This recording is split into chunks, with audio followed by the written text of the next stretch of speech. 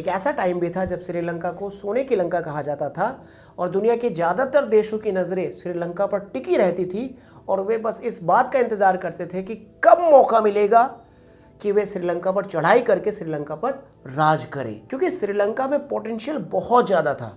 एक तरफ तो श्रीलंका में सोने की खानें बड़ी मात्रा में मौजूद थी, दूसरी तरफ श्रीलंका का जो व्यापारिक मार्ग था वो बहुत ज़बरदस्त था। श्रीलंका से दुनिया के दूसरे देशों में व्यापार करना बहुत ज़्यादा आसान था। देखिए, एक तरफ तो श्रीलंका से आप यूरोपियन कंट्री में व्यापार कर सकते थे, दूसरी तरफ श्रीलंका से एशियन कंट्री में, अफ्रीकन कंट्रीज़ में और अपने भारत में ईजिली कोई भी व्यापार कर सकता था।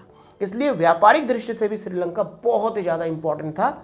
और तीसरी तरफ अगर देखोगे आप तो श्रीलंका की जो भूमि थी वो बहुत ज़्यादा उपजाऊ थी, स्पेशली मसालों के लिए। दालचीनी, लौंग, इलायची, जायफल, काली मिर्च, मसालों की खेती के लिए श्रीलंका की भूमि बहुत ही ज़्यादा उपजाऊ थी और फिट थी। श्रीलंका दुनिया के लगभग सारे देशों में मसालों की सप्लाई करता था। इसलिए श्रीलंका को स्वर्ण भूमि कहा जाता था क्योंकि श्रीलंका चारों तरफ से ही विकसित था और चारों तरफ से ही रिच था और श्रीलंका में बहुत ही ज़्यादा पोटेंशियल था।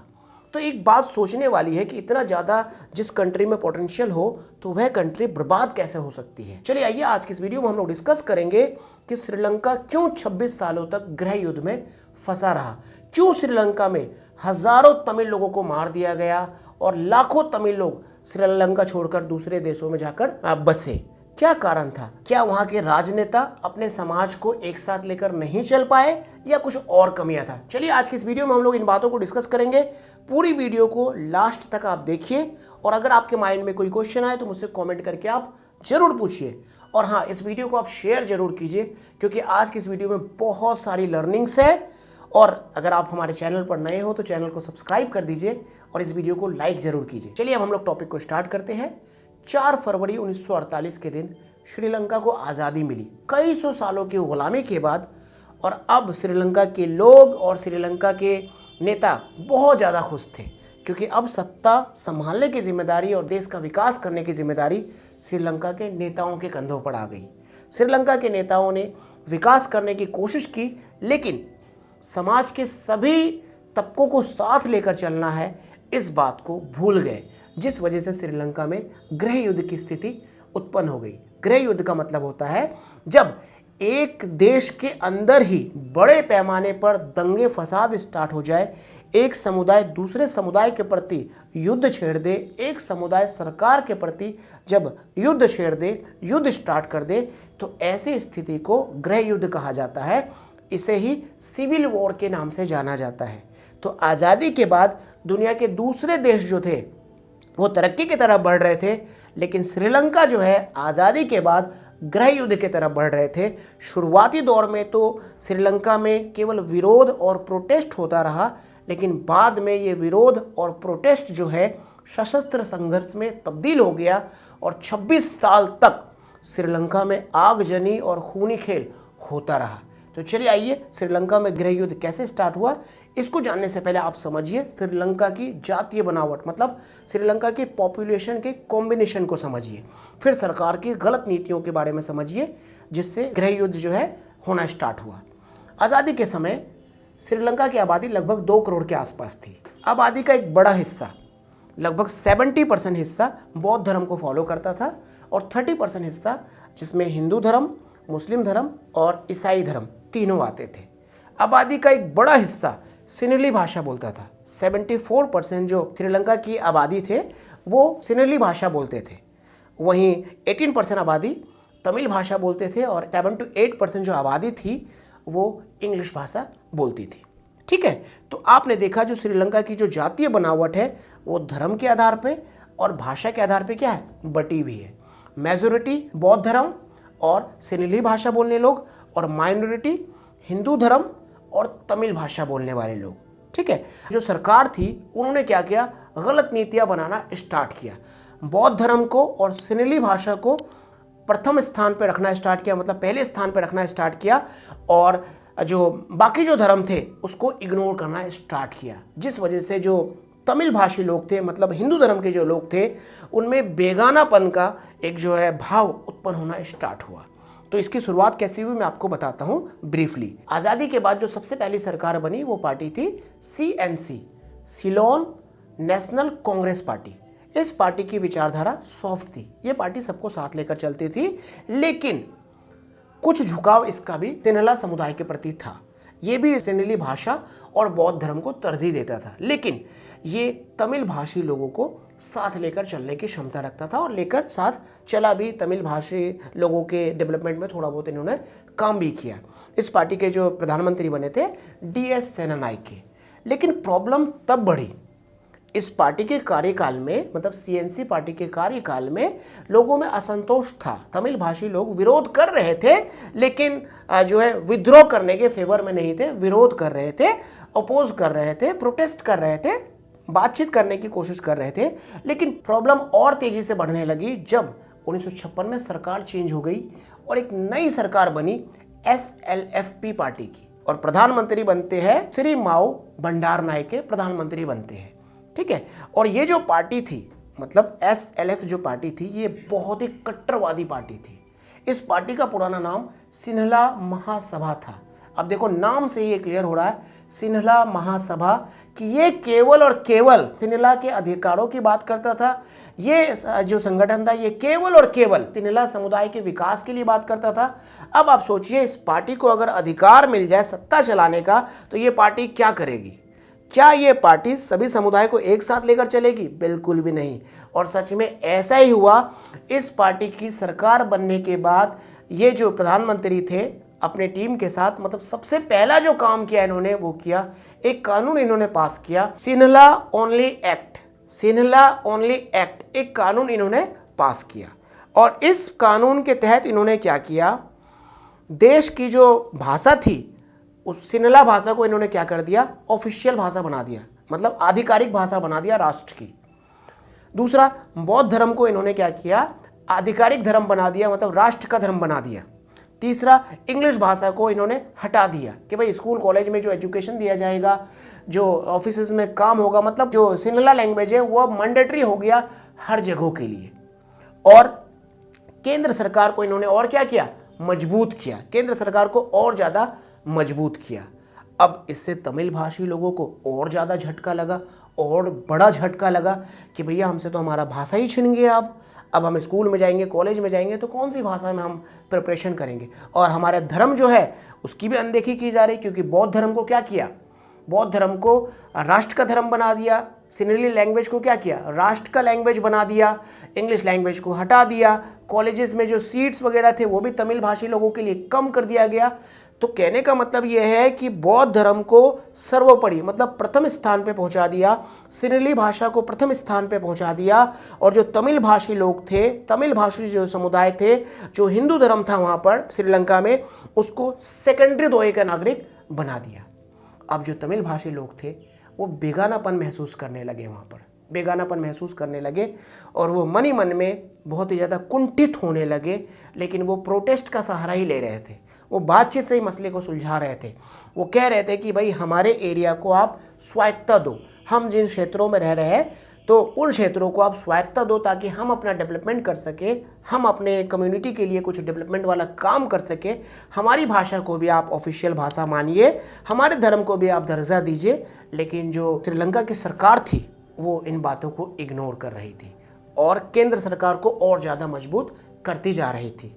जो तमिल भाषी लोग थे वो श्रीलंका के पूर्वी और उत्तरी एरिया में रहते थे। पूर्वी और उत्तरी एरिया, ये देखिए, ये जो आपको दिख रहा है, ये देखिए मैप है, देखिए ऊपर से नीचे तक देखिए आप, ये सब क्या है, ये पूरा का पूरा एरिया क्या है, तमिल भाषी लोगों से भरा पड़ा है। इन एरियाज में तमिल भाषी लोग रहते थे और अपने क्षेत्र की डेवलपमेंट के लिए वो गवर्नमेंट से स्वायत्तता की मांग कर रहे थे कि हमारे क्षेत्र को डेवलप करने के लिए हमें स्वायत्तता दीजिए, हम अपनी नीति खुद बनाएंगे। लेकिन गवर्नमेंट तो आपको पता ही है कौन से मूड में थी, गवर्नमेंट मूड में थी कि भाई हम जो भी करेंगे वो सिन्हली समुदाय को ध्यान में रख के करेंगे। हमारे लिए जो प्रायोरिटी है वो सिन्हला समुदाय को विकसित करना, सिन्हला समुदाय को प्रायोरिटी देना ही हमारे प्राथमिकता में है। इसलिए वो क्या करते थे, तमिल भाषी लोगों को अनदेखा कर देते थे, हिंदू धर्म को वो क्या करते थे, अनदेखा कर देते थे। तो यहाँ तमिल भाषी जो लोग थे वो प्रोटेस्ट करते थे, प्रोटेस्ट का सहारा लेते थे और बातचीत करने की कोशिश करते थे। ठीक है, बातचीत करने की कोशिश करते थे और सरकार को अपनी बात मनवाने के लिए सरकार पर प्रेशर बनाने की कोशिश करते थे। ठीक है, उस समय जो तमिल भाषी लोगों के जो अधिकारों की बात करते थे वो तमिल कांग्रेस थे। ठीक है, तमिल कांग्रेस नाम से एक पार्टी थी, वो पार्टी तमिल भाषी लोगों के अधिकारों की बात करती थी। ठीक है, अब देखो प्रॉब्लम और ज्यादा बढ़ती है 1972 में, जब 1972 में श्रीलंका का संविधान लागू होता है। अब तक श्रीलंका जो चल रहा था वो संविधान से नहीं चल रहा था, वो कानून से चल रहा था, और श्रीलंका में जो संविधान लागू था वो ब्रिटेन का संविधान लागू था। 1972 में श्रीलंका अपना संविधान लागू करता है, मतलब 1972 में श्रीलंका का क्या हो रहा है, अपना संविधान लागू हो रहा है। और श्रीलंका में जो अब तक हिंदू धर्म के प्रति, तमिल भाषी लोगों के प्रति जो जुल्म हो रहा था, जो भेदभाव हो रहा था, अब इन भेदभावों को क्या मिल गया, संवैधानिक मान्यता मिल गया। जो भी कानून संविधान लागू होने से पहले बनाया गया तो वो तो सिंपल सा कानून था जो संसद से बना था, लेकिन अब उन कानूनों को क्या मिल गया, संवैधानिक मान्यता मिल गई। अब समझिए जरा ध्यान से, मतलब 1972 में श्रीलंका का संविधान लागू हुआ और संविधान के 3 बड़े नियम जो है पूरे के पूरे श्रीलंका को हिला कर रख दिया। पहला, संविधान में केंद्र को बहुत ज्यादा शक्तिशाली बना दिया गया, मतलब केंद्र सरकार बहुत ही ज्यादा शक्तिशाली बनेगी संविधान के अकॉर्डिंग। ठीक है, दूसरा, सिन्हली भाषा को आधिकारिक भाषा मान लिया गया, राष्ट्र का भाषा मान लिया गया, और तीसरा, बौद्ध धर्म को राष्ट्र धर्म मान लिया गया। अब तमिल भाषी समुदाय का गुस्सा क्या होने लगा, बढ़ने लगा, बहुत ही ज्यादा बढ़ने लगा। असंतोष का लेवल क्या हुआ, बहुत ही बड़े पैमाने पर होने लगा। वहीं दूसरी ओर 1970 के दशक में 2 ऑर्गेनाइजेशंस की स्थापना होती है तमिल समुदाय के अधिकारों को प्रोटेक्ट करने के लिए। एक संगठन का नाम तुल्फ और दूसरे संगठन का नाम, मतलब दूसरे ऑर्गेनाइजेशन का नाम लिट्टे था। तुल्फ मतलब तमिल यूनाइटेड लिबरेशन फ्रंट और लिट्टे लिबरेशन टाइगर्स ऑफ तमिलिलम। ये दोनों ही ऑर्गेनाइजेशन का पर्पस तमिल समुदायों के अधिकारों की मांग करना और तमिल समुदाय जिन क्षेत्रों में रहते हैं उन क्षेत्रों को अधिक स्वायत्तता दिलवाना था। ठीक है, ये जो तुल्फ था, तुल्फ ऑर्गेनाइजेशन, ये बातचीत से क्या करते थे, मसले को सुलझाने की कोशिश करते थे। और लिट्टे जो था एक एग्रेसिव ऑर्गेनाइजेशन था, मतलब लिट्टे एक उग्र संस्था था। लिट्टे मारधार से, मतलब सशस्त्र विद्रोह करके तमिलों को उसका अधिकार दिलाने की बात करता था, और तुल्फ क्या करता था, बातचीत से मसलों को सुलझाने की कोशिश करता था। ठीक है, तुल्फ ने क्या किया, 1976 में एक प्रस्ताव पास किया, वडुक्कोडाई प्रस्ताव। इस प्रस्ताव में तुल्फ ने साफ साफ मांग कर दिया कि अब जो तमिलिलम है एक राष्ट्र के रूप में बनेगा, अब हमें तमिल इलम राष्ट्र चाहिए, अब हमें स्वायत्तता नहीं चाहिए। देखो, इस प्रस्ताव से पहले जो तुल्फ था वो क्या करता था, वो मांग करता था कि भाई हमको स्वायत्तता दे दो, हमें स्वायत्तता दे दो, हम अपने क्षेत्र का विकास करेंगे। लेकिन 1976 में जो इन्होंने जो प्रस्ताव पारित किया, इस प्रस्ताव में उन्होंने क्या किया, साफ साफ कह दिया कि हम अब एक नया राष्ट्र का निर्माण करेंगे तमिलिलम के नाम से। अब देखो, तुल्फ भी यहाँ पे क्या किया कि एक नए राष्ट्र की मांग कर दी, किससे, श्रीलंकन गवर्नमेंट से। और इधर लिट्टे को क्या मिल गया, लिट्टे को और ज्यादा मजबूती मिल गया कि भैया जो मेरा शांति दल जो था, तुल्फ जो था, वो क्या कर लिया, अब राष्ट्र की मांग कर लिया। और लिट्टे जो था वो तमिलिलम राष्ट्र की मांग तो शुरू से ही कर रहा था और एग्रेसिवली वो लेना भी चाहता था। तुल्फ स्वतंत्र राष्ट्र की मांग तो कर रहा था, लेकिन श्रीलंकन गवर्नमेंट से बातचीत के जरिए मसले को सुलझाने की कोशिश कर रहा था।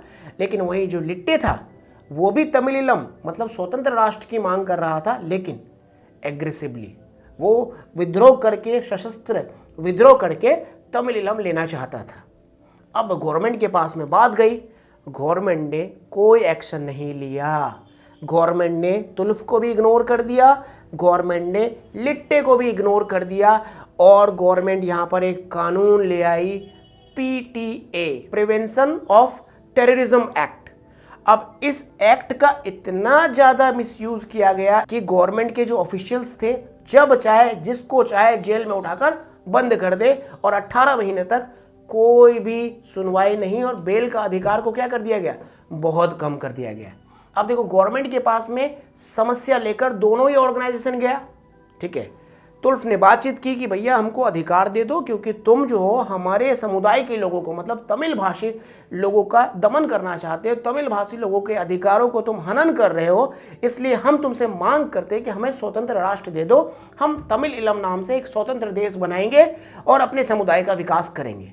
ठीक है, गवर्नमेंट ने क्या बोला यहाँ पर, अच्छा तुम विकास करोगे, चलो अभी हम बनाते हैं कानून और तुमको डालते हैं जेल में। गवर्नमेंट ने कानून बना दिया, PTA, prevention of terrorism act.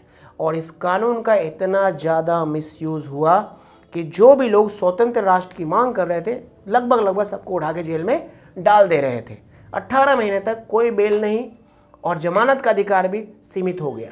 तो इस कानून का बहुत ही ज़्यादा दुरुपयोग हुआ और ज़्यादा हिंसा बढ़ने लगा। ठीक है, एक तो तुम हमें अधिकार नहीं दे रहे हो, तमिल भाषी लोगों का कहना था कि एक तो तुम हमें अधिकार नहीं दे रहे हो और दूसरा हम तुमसे अधिकार मांग रहे हैं तो तुम हमें पीट रहे हो, तो ये तो भाई गलत है। अब यहां से हिंसा बढ़ना स्टार्ट हो गया क्योंकि पीटीए कानून का बहुत ज्यादा मिसयूज होने लगा और दंगे भड़के, हिंसा बहुत तेजी से भड़कने लगा।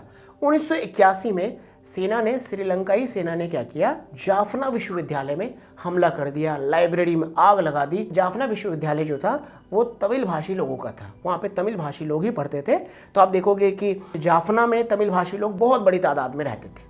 वहाँ पे उनका यूनिवर्सिटी जला दिया, विश्वविद्यालय जला दिया, लाइब्रेरी जला दी और लोगों को भी नुकसान हुआ, स्टूडेंट्स को भी नुकसान हुआ। इससे और ज़्यादा गुस्सा भड़का और 23 जुलाई 1983 के दिन लिट्टे ने 13 श्रीलंकाई सेना को मार दिया। अब यह खबर आग की तरह पूरे श्रीलंका में फैली और श्रीलंका जो था वो दंगे फसाद में एकदम से इन्वॉल्व हो गया। पूरा का पूरा जो श्रीलंका था वो दंगे फसाद में इन्वॉल्व हो गया। सिन्हला समुदाय और हिंदू धर्म, सिन्हला समुदाय और तमिल भाषी समुदाय दोनों के बीच में क्या हुआ, दंगे फसाद स्टार्ट हो गए। हजारों लोग मारे गए, हजारों लोगों का घर बर्बाद हुआ और यहीं से सिविल वॉर स्टार्ट हुआ। ये जो 23 जुलाई 1983 के जो दंगे हुए थे, इसे ये ब्लैक जुलाई के नाम से जाना जाने लगा क्योंकि 23 जुलाई 1983 को 13 सैनिकों की हत्या लिट्टे ने कर दी और बाद में 25 तारीख आते आते दंगे पूरा श्रीलंका के लगभग हर शहर में दंगे बहुत बुरी तरीके से फैलने लगा और यहीं से श्रीलंका में गृह युद्ध स्टार्ट हो गया और यह युद्ध 2009 तक चला। बहुत भारी नुकसान हुआ यहाँ पर। 1987 में हमारी गवर्नमेंट, इंडियन सरकार और श्रीलंकन गवर्नमेंट के बीच में एक समझौता हुआ। श्रीलंकन गवर्नमेंट ने मदद मांगा हमारी गवर्नमेंट से कि सर मदद करो, लिट्टे जो है बहुत ज़्यादा परेशान कर रहा है। तो हमारी गवर्नमेंट ने भी देखा कि भाई लिट्टे तो परेशान नहीं कर रहा है, तुम तमिल लोगों की जो है अधिकारों की क्या कर रहे हो, अवहेलना कर रहे हो, तुम उनको अधिकार दो। तो हमारी गवर्नमेंट और श्रीलंकन गवर्नमेंट के बीच में एक समझौता हुआ कि ठीक है भाई, तुम तमिल भाषी लोगों को उसका अधिकार दे दो, झगड़े फसाद, दंगे फसाद जो है वो बंद हो जाएंगे। तो श्रीलंकन गवर्नमेंट जो है बोला हाँ जी ठीक है, हम अधिकार दे देंगे। तो वहाँ पर समझौता हो गया, हमारी गवर्नमेंट और श्रीलंकन गवर्नमेंट के बीच में क्या हुआ, समझौता हो गया। समझौता हो गया कि ठीक है, जो तमिल भाषा है, तमिल भाषा को हम सेकंड नंबर पे रख देंगे और जो हिंदू धर्म है उसको भी प्रायोरिटी दी जाएगी और जो भी नुकसान हुआ है तमिल भाषी लोगों को उसको हम लोग पूरा करेंगे और तमिल भाषी जो क्षेत्र है उसको हम लोग ज़्यादा से ज़्यादा स्वायत्तता देंगे। तो इस बात पे हमारी गवर्नमेंट भी एग्री हो गई, दोनों के बीच में सिग्नेचर हो गया एक एग्रीमेंट में और हमारी गवर्नमेंट ने पीस फोर्स श्रीलंका में भेजा। लगभग 2 साल, 2.5 साल, 3 साल के आसपास पीस फोर्स श्रीलंका में रही और पीस फोर्स जो यहाँ से गई थी, श्रीलंकाई गवर्नमेंट ने क्या किया, उसको ये जो उत्तर और पूर्वी हिस्सा है वहीं पर क्या कर दिया, डिप्लॉय कर दिया। अब लिट्टे को क्या होने लगा, लिट्टे को ये बात अच्छी नहीं लगने लगी। लिट्टे को लगा कि भाई ये तो हमारे ऊपर में अंकुश लगा दिया, श्रीलंकाई गवर्नमेंट ने भारत सरकार के साथ समझौता करके हमारे ऊपर अंकुश लगा दिया गया। एक बात, दूसरी बात ये कि श्रीलंकाई गवर्नमेंट ने सिग्नेचर तो कर दिया था एग्रीमेंट में, लेकिन उस एग्रीमेंट को उन्होंने जमीनी स्तर पे जल्दीबाजी में नहीं लाया, फास्ट तरीके से नहीं लाया, उसमें भी वो डिले कर रहा था। तो फाइनली क्या हुआ, लिट्टे और हमारी गवर्नमेंट के बीच में संबंध बिगड़ गया और पीस फोर्स को क्या होना पड़ा, वापस श्रीलंका से भारत आना पड़ा। और 1991 में लिट्टे ने क्या किया, राजीव गांधी की हत्या करवा दिया। लिट्टे बहुत ज़्यादा पावरफुल हो गया क्योंकि अब कोई दूसरा ऑर्गेनाइजेशन नहीं था उस समय जो लिट्टे को कंट्रोल कर सके। तुल्फ एक ऑर्गेनाइजेशन था जो बातचीत से मसले को सुलझाना चाहता था, लेकिन ब्लैक जुलाई के बाद क्या हुआ, लिट्टे को बहुत ज़्यादा ताकत मिल गया। अब लिट्टे किसी भी नेता को मरवा देता था, लिट्टे कहीं पर भी बमबारी करवा देता था। लिट्टे की स्ट्रैटेजी जो थी वो गुरिल्ला वार की स्ट्रैटेजी थी। गुरिल्ला वार का मतलब होता है छुप कर हमला करना। जैसे उन्होंने देखा कि भाई 10 सैनिक कहीं से आ रहे हैं, उसके ऊपर हमला कर दिया, या फिर रेल के पटरी पे हमला कर दिया, या फिर कहीं पे किसी सभा में बम फोड़ दिया। स्लीपर सेल्स का वो यूज़ किया करते थे, सुसाइड बॉम्बिंग का यूज़ किया करते थे। जो लिट्टे था वो सुसाइड बॉम्बिंग का यूज़ करते थे। लिट्टे के पास में थल सेना, जल सेना, वायु सेना, सारे सेना मौजूद थे। लिट्टे अपने आप में एक पैरेलल गवर्नमेंट चला रही थी। पैरेलल गवर्नमेंट का मतलब होता है कि देश के अंदर एक गवर्नमेंट तो है ही, एक और गवर्नमेंट लिट्टे ने अपना बना लिया था और उसी हिसाब से हुकूमत लिट्टे कर रहा था। लिट्टे अपने विंग में मतलब सैनिकों की भर्ती भी करता था, छोटे छोटे बच्चों को भी वो ट्रेनिंग देता था कि भाई तुम लड़ो लड़ो लड़ो। तो एक समय में लिट्टे जो है बहुत ज़्यादा ताकतवर हो चुका था। लिट्टे एक आतंकवादी संगठन के रूप में भी लिट्टे काम कर रहा था। तो 1983 में सिविल वॉर स्टार्ट हुआ और 2009 में सिविल वॉर जाकर ख़त्म हुआ। बहुत सारे समझौते हुए लिट्टे और श्रीलंकाई सरकार के बीच में, लेकिन कोई भी समझौता ज़्यादा दिन तक नहीं चला।